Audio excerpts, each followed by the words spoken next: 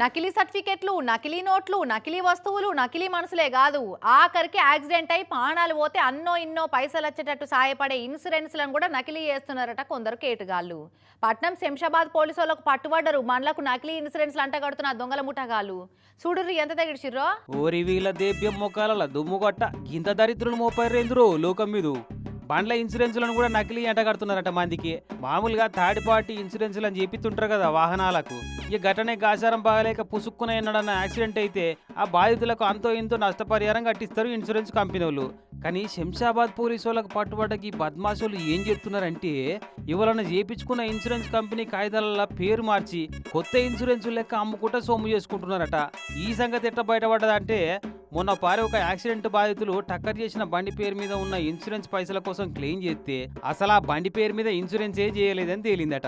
ఇక ఈ కథ ఎట్లనో ఉందని స్పెషల్ ఆపరేషన్ టీంను ఏర్పాటు చేసుకుని ఇలా తీగ లాగితే దొంకంతా కదిలినట్టు అయింది. మొత్తం 14 మంది పట్టుబడ్డారట దొంగ పడివేగాలు. శానద్దుల సందే ఈ నకిలీ ఇన్సూరెన్స్ల దందా నడుతుందట. మందికి అంటగట్టి పైసలు మస్తు దండుకుంటున్నారట. ఎవరో కొంచెం డబ్బు మీద ఆశతోటి సింపుల్ ఎడిటింగ్ యూజ్ చేసి పాలసీగా అమ్మేస్తూ ఉన్నారు. అది తెలియక జనాలు అవే నిజం పాలసీలు అనుకుని వాడుకుంటున్నారు. అండ్ ఎప్పుడైతే ఈ యాక్సిడెంట్ జరుగుతూ ఉన్నాయో ఈ విషయాలు బయటపడుతూ ఉన్నాయి. వన్స్ ఈ విషయం బయటపడిన తర్వాత ఎవరైతే బాధితులు ఉన్నారో వాళ్ళు బాగా నష్టపోతూ ఉంటారు. సో ఈ ప్రక్రియలో మేము చూసింది ఏంటంటే ఈ జనరల్గా ఆర్టీఓస్లో బాగా జరుగుతూ ఉన్నాయి. ఇన్నరా మరి ఈ బట్టెవాయిగాలు ఎంతమందికి నకిలీ ఇన్సూరెన్స్లు అంటగట్టిరో ఇప్పటిదాకా.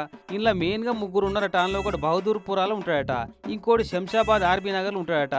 బహదూర్పురాలో ఉండే ఓవైస్ అనేటోడు శ్రవణ్ కుమార్ అనేటోనికి నకిలీ ఇన్సూరెన్స్ కాగితాలను కంప్యూటర్లో తయారు చేసి పంపిస్తాడట.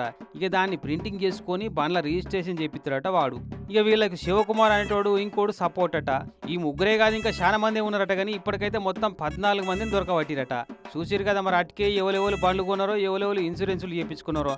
జర మీరు చేయించుకున్న ఇన్సూరెన్సులు అసలయ్యేనా నకిలీయా ఓ మాల్క చెక్ చేసుకుంటే మంచిగా. లేకుంటే మొదటికే మోసం అవుతుంది, అసలుకే ఎసరొస్తుంది. మరి ఆర్వీ శ్రవణ్ కుమార్ గౌడ్ను శివకుమార్ను మరి అసలు సూత్రధారి అయిన అవైస్ ఎవరైతే ఇతడు బహదూర్పురాలో ఉంటాడు కొన్ని కంప్యూటర్స్ ద్వారా ఈ ఆర్సీను పంపిస్తే లైసెన్స్ పంపిస్తే దానికి అనుగుణంగా ఇన్సూరెన్స్ పేపర్ తయారు చేసి వీళ్ళకి వాట్సాప్లో పంపితే ప్రింట్అవుట్ తీసుకొని వీళ్ళు